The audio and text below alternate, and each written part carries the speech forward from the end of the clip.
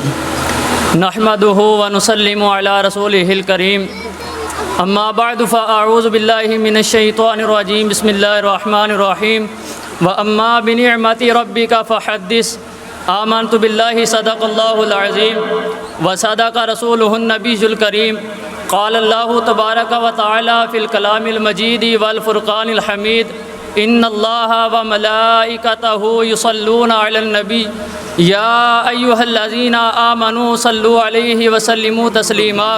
سارے دوست احباب محبت سے پڑھیں الصلاۃ والسلام علیک یا رسول اللہ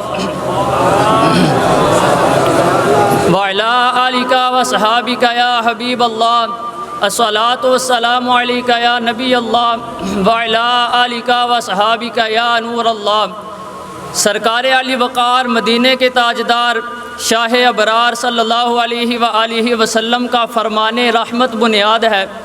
آپ نے ارشاد فرمایا کہ انا اول الناس بی یوم القیامہ اکثرہم علی صلاۃً۔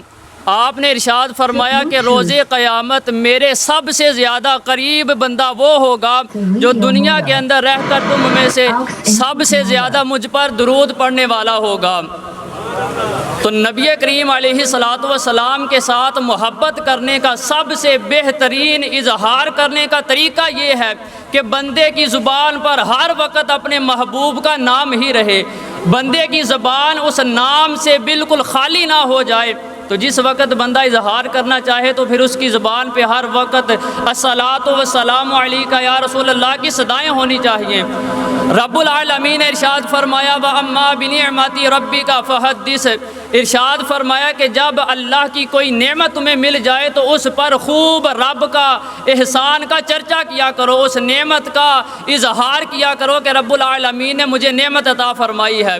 تو میرے عزیزان محترم، حضرت آدم سے لے کر جناب عیسیٰ تک اللہ رب العالمین نے جتنے نبیوں کو بھیجا، جتنی مخلوق کو پیدا فرمایا، کائنات کا ذرہ ذرہ چھان مارو، آپ کو ان تمام مخلوقات میں سے سب سے بہترین نعمت جو ملے گی وہ محمد مصطفیٰ کی ذات ملے گی۔ تو جب حضور اکرم صلی اللہ علیہ وآلہ وسلم کی ذات سب سے بڑی نعمت ہے، سب سے بڑی رحمت ہے، سب سے بڑا فضل ہے، سب سے بڑا اللہ کا کرم ہے، تو پھر ہم کیوں نہ اپنے نبی کا میلاد منایا کریں، پھر ہم کیوں نہ اپنے نبی کا ذکر کیا کریں۔ تو آج بھی اگر کوئی بد نصیب اپنے محبوب کے ذکر کو بلند کرنے کے بجائے، ذکر کو عام کرنے کے بجائے، یہ بات غور کریں کہ ہم کون ہوتے ہیں اپنے نبی کے ذکر کو بلند کرنے والے؟ ہم میں طاقت نہیں، جس کے ذکر کو خدا بلند فرما دے، رب العالمین کائنات کو پیدا فرمانے والا وَرَفَعْنَا لَكَ ذِكْرَكَ فرما کے اپنے محبوب کے ذکر کو بلند فرمائے، پھر دنیا دار کون ہوتا ہے کہ وہ اپنے نبی کا ذکر بلند کر سکے؟ نہ، ہم صرف اپنے نبی کا ذکر کرتے ہیں تو اپنے آپ کو بلند کرنے کے لیے، اپنے آپ کو بلند کرنے کے لیے۔ آخری بات کہہ کر میں اجازت چاہوں گا۔ نبی کریم علیہ الصلاۃ والسلام نے نبوت کا اعلان فرمایا 40 سال کی ظاہری زندگی کے اندر، لیکن جب آپ نے نبوت کا اعلان فرمایا اس وقت نہ نماز تھی، نہ روزہ تھا، نہ حج تھا، نہ زکوٰۃ تھی۔ تو اس مختصر سے وقت میں 12 سال کا عرصہ گزرا۔ 12 سال کے بعد نماز آئی، روزہ آیا، حج آیا، زکوٰۃ آئی۔ تو میں سوال یہ پوچھنا چاہتا ہوں کہ اس 12 سالوں کے اندر نہ نماز ہے، نہ روزہ ہے، نہ حج ہے، نہ زکوٰۃ ہے۔ ابو بکر آتے ہیں، صدیق اکبر بن جاتے ہیں، عمر بن خطاب آتے ہیں، فاروق اعظم بن جاتے ہیں، عثمان غنی آتے ہیں، ذو النورین بن جاتے ہیں، مولا علی آتے ہیں، حیدر کرار، شیر خدا، مشکل کشا بن جاتے ہیں۔ تو میں یہ بات پوچھنا چاہتا ہوں، نہ نماز پڑھتے ہیں، نہ روزہ رکھتے ہیں، نہ زکوٰۃ دیتے ہیں، نہ حج ادا کرتے ہیں، پھر ان ہستیوں کو یہ شانیں کیسے مل گئی؟ ان ہستیوں کا بلند مرتبہ کیسے ہو گیا؟ تو جب ان پاک ہستیوں سے ہی پوچھا جائے کہ آپ بتائیں کہ آپ کو یہ شانیں کیسے مل گئیں، تو ان پاک ہستیوں کی طرف سے جواب آئے گا، ہم مصطفیٰ صلی اللہ علیہ وسلم کی ذات پر اپنی جان کو قربان کرنے کے لیے تیار ہیں، اپنے مال کو قربان کرنے کے لیے تیار ہیں، اپنی اولاد کو قربان کرنے کے لیے تیار ہیں۔ دیکھیں ان کا جذبہ۔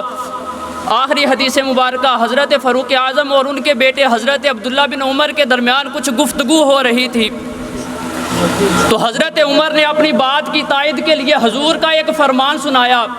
تو جب فرمان سنایا تو آپ کے بیٹے نے کہا ابا جی بات تو ٹھیک ہے مگر، جب آپ کے بیٹے نے مگر کی بات کہی نا تو فاروق اعظم نے تلوار نکالی اور فرمایا نکل جا میرے گھر سے، تو میرے نبی کی بات پر اگر مگر کرتا ہے تو لیکن ویکن کرتا ہے۔ آپ نے اپنے بیٹے کو گھر سے نکال دیا۔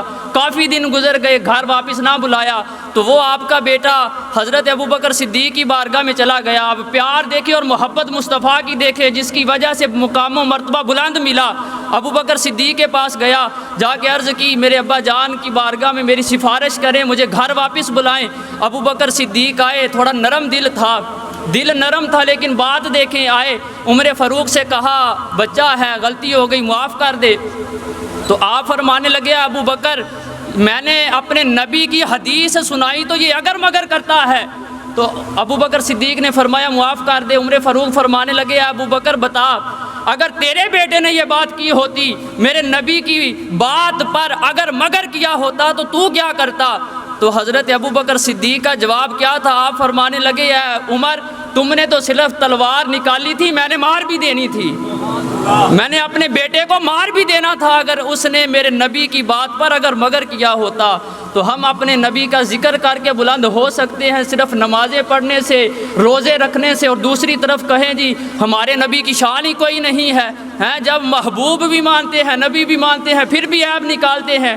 وہ کسی شاعر نے کہا نا کہ محبوبہ اندر نقطہ چینی جڑا کرن تو باز نہ آوے، اصل منافق جانیں اس نوں جھوٹا پیار جتاوے۔ تے سانو دسیا عشق دے مفتی نے جڑا مڑ مڑ اے فرماوے، آزم جتھے دل لگ جاوے اتھے عیب نظر نہ آوے۔